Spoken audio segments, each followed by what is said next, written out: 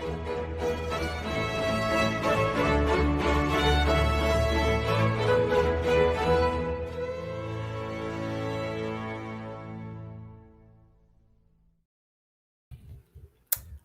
afternoon, everybody. My name is Marius, and I'm standing in for Nick Lorimer in today's Daily Friend Show. He has gone to the US. I think he was quite pleased because the rand's very strong at the moment, so he's been lucky to go at this time.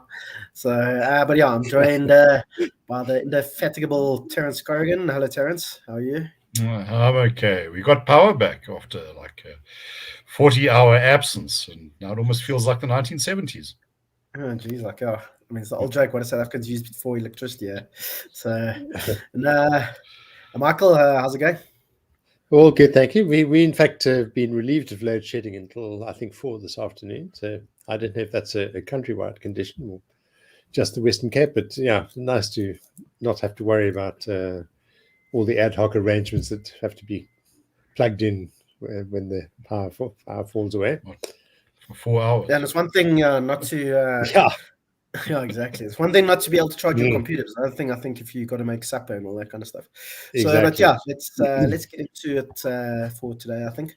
So first thing I'm going to talk about is an article that Terence wrote on the Daily Friend, and it's about the issue of unemployment in South Africa and how things have changed since 1994, the structure of employment, how many people are unemployed, and all those kinds of facts and figures. It was part of the launch of the annual South Africa survey, which is a kind of a compendium of facts of South Africa that the Institute of Race Relations has been releasing annually for about 80 odd years now, I think maybe a bit longer. So Terence, do you want to tell us a bit about that article? What does it tell us about employment and the general state of the country? Yeah, well, I think that the first thing to point out is that it's as much as anything what the survey tells us about the country, and there's no source that I'm aware of that is as comprehensive and as consistent as a record of what's going on in the country as the survey has been. I mean, Marius, I think you and I both worked on it in various times in our lives, and it's a labor I'd like to say of love, but it's more kind of like a mistress who takes everything out and sucks you dry. But if you want to know what happened in the year under review and also how that stacks up against past years, this is the publication. So what I did was I looked at the material that it provides about employment and unemployment, and he has a couple of headline findings. First of all, the official definition of unemployment, which is available for work, looking ready for work, and actively looking for work. On that measure, South Africa has gone from what in 1994 was really catastrophic, which was 20%, to a little over 33% now.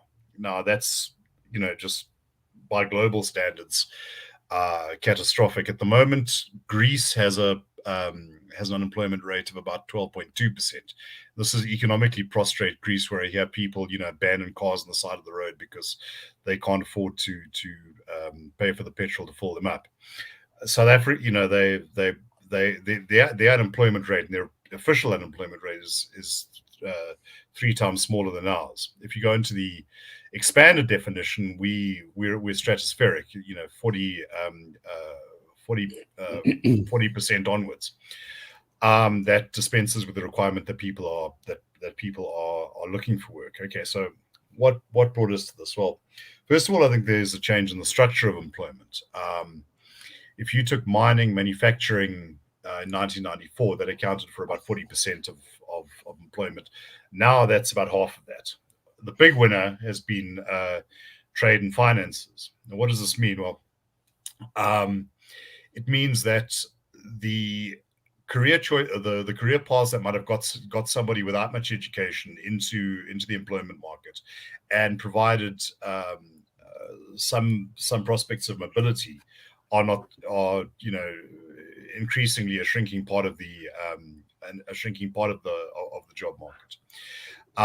Trade, buying and selling things. Okay, that's something that doesn't have very high entry barriers, but it's also something with relatively little prospect for mobility. Finance, has the prospects for mobility, and that's been growing from about 3% to I think about 20 odd. But the problem with that is that it has high entry requirements.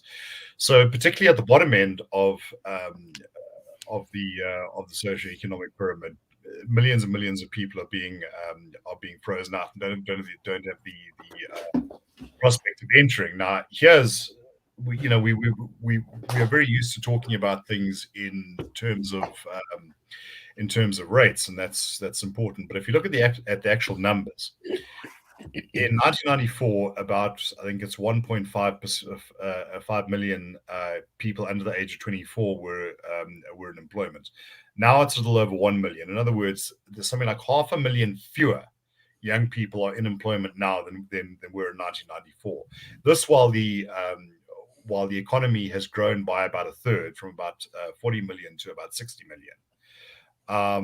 And you think about the implications of that. These are people who just can't get the first sort of step into can't get on the first rung of the ladder. That can be extremely destabilizing. In fact, it's been linked to political conflict around the world. It also, if one can extrapolate that a little further and say, in a society with these sort of numbers, it's quite remarkable that a party like the EFF, which proposes, simple, radical, and highly divisive solutions, has not been able to get much beyond its sort of 10-11% percent ceiling, which I think says something about our overall political culture. But yeah, I think the big takeaway is essentially we shouldn't kid ourselves about just how serious that problem, the unemployment problem is. I think too often it's just now accepted as something baked in, that this is the way it is and this is the way we have to, what we have to accept. And I think I'm open to correction, but I believe that you are counted as employed if you did any kind of work in the 2 weeks before the survey. And you were paid in kind in anyway. So if somebody gave you a sandwich to wash their car, that counts as you are employed. Yeah. So I mean, it's quite staggering actually. And I mean, as you say, if you add the expanded definition, then it's it's eye-watering. And if you look at, say, the rural Eastern Cape, if you take out the two metros in the Eastern Cape, the unemployment rate in that province is something like 55%. And I think that's even more in the strict definition. So it's quite terrifying. So, Michael, what's the solution? Just how do you fix this problem? I'm not sure whether I necessarily have a simple answer to that. I think probably the first step is to acknowledge just how serious it is. There's just one little detail in Terence's piece that I thought is worth highlighting, where you talk about millions of people. These figures just run off our tongues these days, but he then says, to put that last figure in perspective, for every young person with a job, close to 3 lack one. And perhaps if there's one thing that is most effective in enabling people to get going in life, is access to jobs, to the simplest thing where they begin to learn a new skill. I think most of the, we have obviously an education crisis in this problem and in this country, and I don't think, it's easy to say education is going to be the thing that's going to solve the jobs problem. And as Terence has pointed out, there are all the sectors that require very skilled people are the ones that are now growing and where there's a reasonable opportunity to develop a career and so on. That's simply not going to be the source of the solution. We've got to get down to, I think, really basic things. How do you enable people to get on that first rung, that phrase that Terence used, to get on that first rung and begin to get some kind of experience, which is then of benefit to them. It's something that they can use to begin to get ahead themselves and not simply sit around waiting for an opportunity to happen. And that's a key thing. So there, I think labour legislation needs a thorough review. We need to sort of get over all the sentimental nonsense about decent work and all the other sort of phrases that actually cloud our thinking about what the challenge really is. Where you're facing a situation with, one person having a job and nearly three not. And I think a key point here, again, is something that you, Marius, have often drawn out, is that for every figure in the unemployment stakes, when we mention, millions of people without work, for every one of those instances, is a person. At the bottom of that sum of numbers is a person who can't pay bills, who's depressed, who can't feed his or her family. It really is a personal crisis, and which, as you say, is the kind of thing that can upset entire economies, entire countries, with great upheaval. We're very lucky, I think, as Terence suggested, that our political culture is one of remarkable forbearance and kind of patience, and we do, tolerate perhaps much more than people in other parts of the world might do. But it's not something that we should be complacent about. And it really, it is our number one critical problem, big though all the others are, and they all contribute, of course, as Terence's piece brings out, everything from water to electricity to, corruption. All these things are actually contributing to this one thing. But unemployment is really the key issue we've got to face.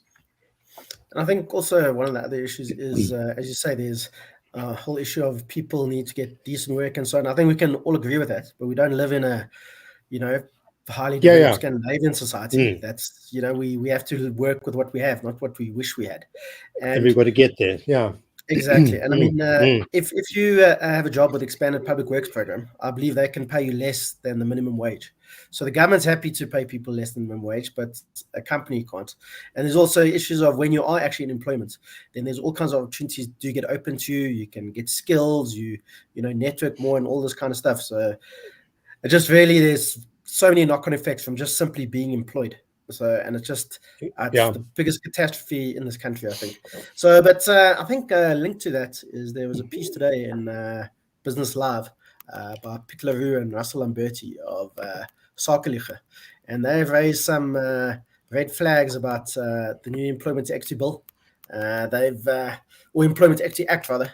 Just saying it's impossible to implement. The state simply can't.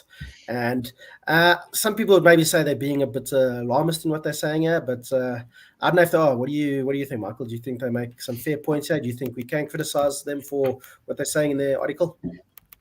I think they make some very, very important ones. I think even the ANC is beginning to acknowledge that, as they say in their piece, the state is so weak and the policy is so harmful that most businesses will continue to avoid, hide, and defy with clear consciences. Now, that's really a problem for a government. It's spent all the years, actually, since 1998, trying to refine this whole concept of empowerment and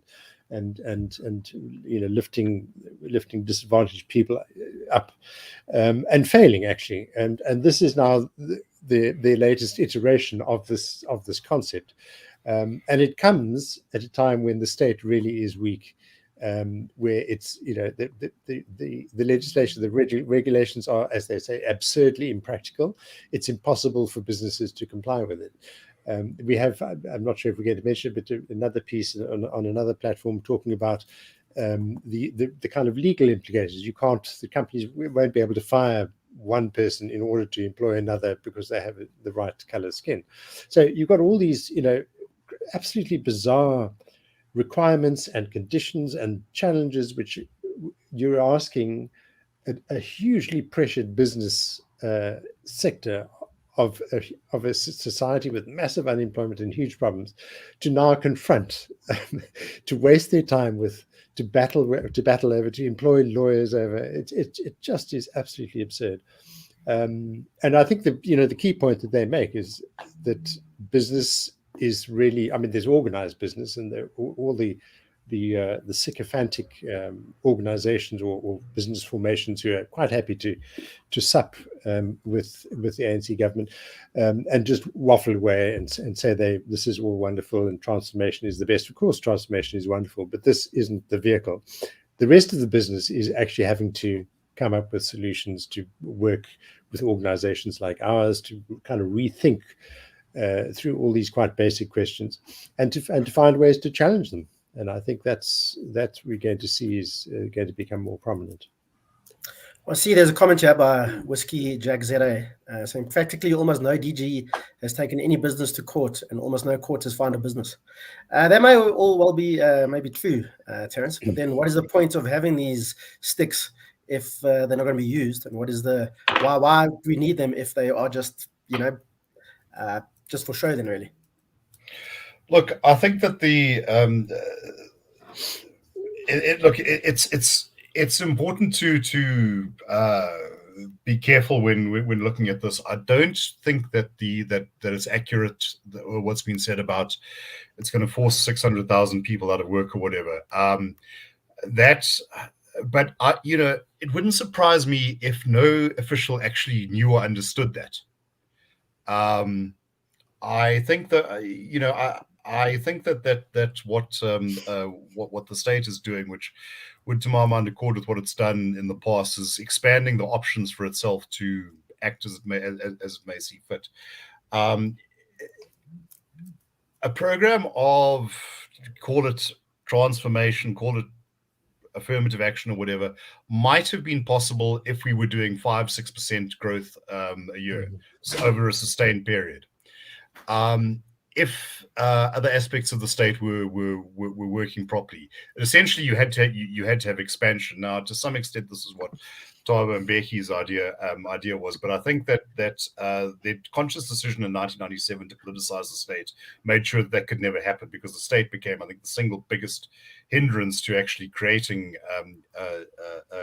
wealth. Also, the fact that we have that you don't have a cooperative relationship between business and government, never have, and probably never will. I think that the ideological outlook of the ANC is just too innately hostile to it, and I just think that it lacks the capacity to do so. So what do these things do? Well, I think that it's probably quite true that you're not going to see every firm being prosecuted, but you just need to see one or two. But I do think this is the point. When that framework and that possibility is there, that is going to be a disincentive in its own right. I'll tell you one thing, and I've heard this again and again and again, including from some people who would probably shoot me for if I revealed who they were and what they were saying, because it's not the kind of thing they're going to say publicly. Well, we employ sort of 30, 35 people. There's no way we're getting up to 50, and this was 10 years ago. We do not want to have to deal with this, and there'll kind of be some hand-wringing. Well, it's not because we don't want to, but operational requirements, that sort of thing.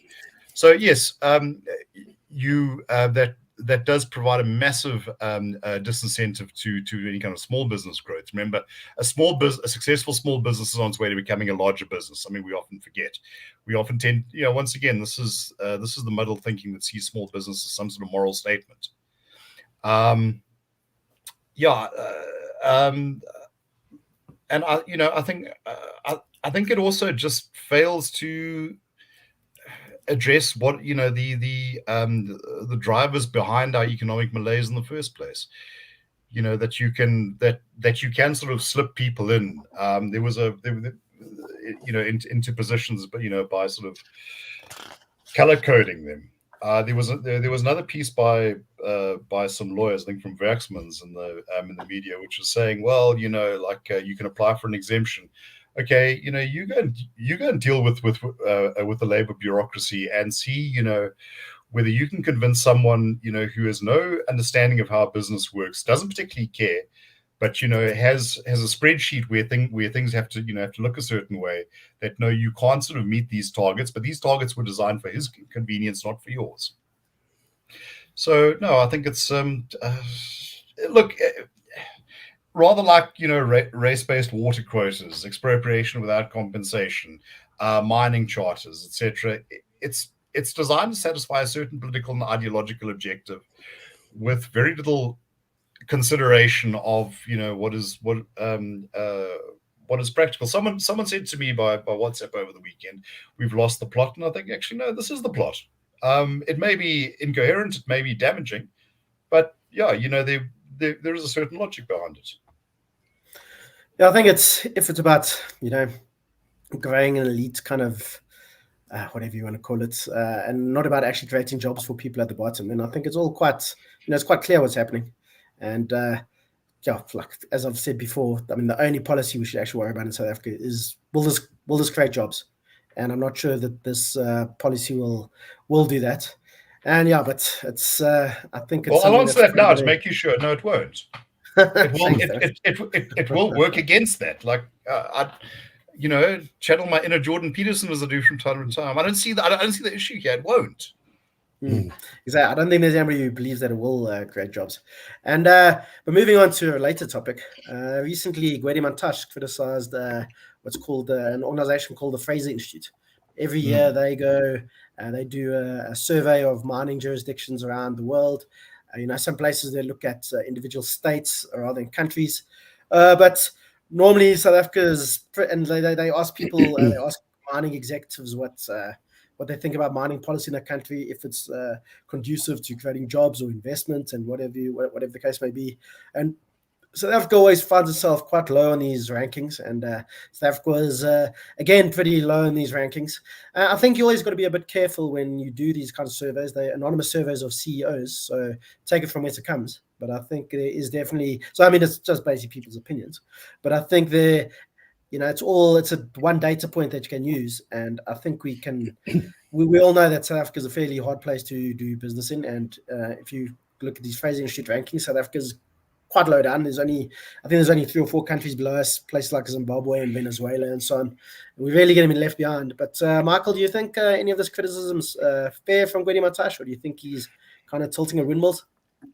The funny thing is that he's criticizing something which is reflecting the conditions that his department has created, essentially in the mining sector. I mean, if you look at Michael Avery's piece, there's some quite alarming things.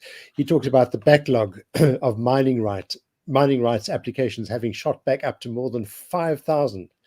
This is not a sign. I mean, it's a very, very ironic piece. He says, this is just a sign of how oversubscribed our mining sector is. It's a sign of crisis. We're still dealing with old-fashioned mining cadastres, the sort of basic data on minerals in the ground, dating back from the 1970s. Again, this is something that the department has apparently been promising and hasn't been tackling. We have virtually no junior miners who are doing the sort of very basic exploration on the basis of which other sort of big investors come in. And in every instance, really, we're looking at the conditions in a mining sector, which should really be a very vibrant one in this country, which have been depressed by constant government interference and intervention, or lack of action on the things that they can do to speed up processes, to streamline, to make things predictable. So again, unfortunately, we see a completely misplaced sideswipe, which really overlooks where the real issues are. Terence, going back to what you were saying in the beginning about employment and so on, if we had a mining policy environment that was really good for mining and so on, would we see a massive increase in the number of people employed in mining, or do you think we've kind of moved on from that now? Mining has always been a big employer in South Africa, but we do know that technology has changed. I know there'll be mines in Australia that are as big as, say, a South African mine, and they'll employ 1,000 people compared to 20,000 on a South African mine, because of all kinds of issues of mechanization and automation, all that kind of thing. So is the mining industry, say tomorrow we came out with somebody replaced Grwede Mantashe and he did everything that gets the mining industry going, would it be a kind of panacea for unemployment woes, or do you think we need to look at other things as well? No, look, I think that in many ways, the era of completely unskilled labor being being given a short span of training and then sent off to do their thing is probably over. I think that to the extent that it might be possible, it's probably more likely with manufacturing, but of course that has its own bank of problems, many of which are actually not unfamiliar to the mining industry. What where I do think it could help is that the mineral deposits that South Africa has historically exploited, what they call the dripping roasts, easy, well, not necessarily easy to get at, but profitable for that for that level of investment. The deep level stuff where South African engineering was pretty much was world beating. All of that stuff could be that stuff is increasingly in the past. However, there's still something like $1 trillion worth. I'm not sure the exact number, but the number trillion does stick in my head, worth of minerals available. But you need different technologies. So it comes down to what sort of revenue could you maybe get out of it. That in this particular instance, I think that is a more fruitful question. Now, people in the mining industry have told me that that's going to take a much more skilled type of worker. That's going to take these little sort of modular sort of mining outfits that they're able to set up very quickly, exploit a relatively small deposit, and then move on. Apparently, that's very much an Australian thing now. That's the kind of thing that we'd have to aim for. But the planning and the licensing and whatever still has to jump through all of these. Let's not call a spade a spade. Let's call a spade or a spade a pitchfork or whatever, and say, well, the environment we have is not conducive to that. And yeah,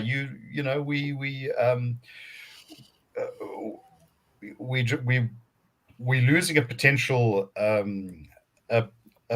opportunity.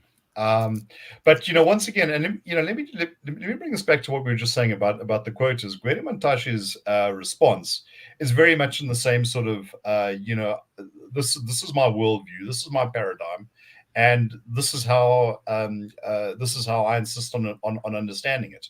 And if you don't agree with me, you're bad mouthing the country. It's not a question of perception that your power is off for 8 or 12 hours a day. Incidentally, I can actually find an antecedent to this. It goes back to about 1999, 2000. Thabo Mbeki attacked the Sakov's business confidence index and saying, "Oh, who's saying that we're doing so badly? This isn't what black business is saying." Lawrence Schlemmer told me, in a fit of pique, either he is incredibly ignorant or he is being deliberately dishonest, because the business confidence index measures people's investments. It's not like, oh, I don't feel good about this. I'm not getting a happy feeling. This is actually, am I walking the talk? But I suppose it was just easier to sort of write this off as, it's these dreadful people who aren't on side with transformation, or whatever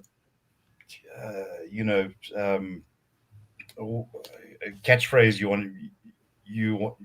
want to attach to it. It's no, if there is a fire in the theater, say it's irresponsible to yell fire. Well, if there's a fire, it's actually irresponsible not to, and it's doubly irresponsible for the fire brigade to say, well, there's nothing to put out here. I think that's part of the problem, that the South African government often doesn't take well-meaning criticism as it should be. They're always taken as a kind of attack. And do you think that's a fair assessment, Michael? I do. And we come back to looking at a very kind of basic problem. There's no industry under present conditions which is going to give jobs to those nearly 3 young people who don't have a job for every one that does have a job. It's likely actually that the cell phone that each of those kids probably has is the key. But that means that we've got to open up. We've got to think up imaginative solutions to get these kids plugged into really the global community that we keep shunning, to find the opportunities like the Far East did. I mean, East Asian economies managed to do this successfully. Just any opportunity they grasped and they exploited, and that's what we've got to do, and not, as Terence says, get hooked on catchphrases and old-fashioned paradigms. If I can just chip something in here, a story that was told to me about a decade ago by a guy who was that stage a member of parliament, is that he and some of his associates went on a study tour to China. You know how we would do these study tours.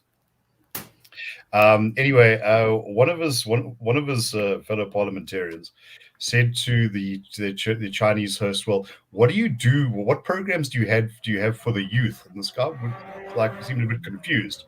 He repeated it, for the youth. He thought it was a linguistic issue. And this guy said, "No. When you're 18, you've been educated. You must get a job. That's that's our strategy for the youth. They'll get jobs. Here, and I think it's as with so many things, youth unemployment, small business, there's like this little designated project or fund that you can, after filling out 10,000 forms, you can get, 50 Rand or whatever. Actually what you need is an environment in which people actually want to invest, because as one of our viewers says, business is about profit, not about morals. If they feel that they can make a profit, then exactly. for their own reasons, they'll put the money in, and you get jobs as a happy byproduct. Exactly. And then also, if we're getting tax revenue, we can afford long term to give welfare benefits to those people who, for whatever reason, are not able to secure them. It's just not. It doesn't seem like rocket science to me. But, it's we seem to be doing. Sometimes it feels like we're doing the wrong thing on purpose often. But that is all the time we have for today. Thanks, Terence and Michael, for joining me. Tomorrow, I think Sarah Gonzalez hosting the show, and thanks to everybody who watched today. And see you guys soon.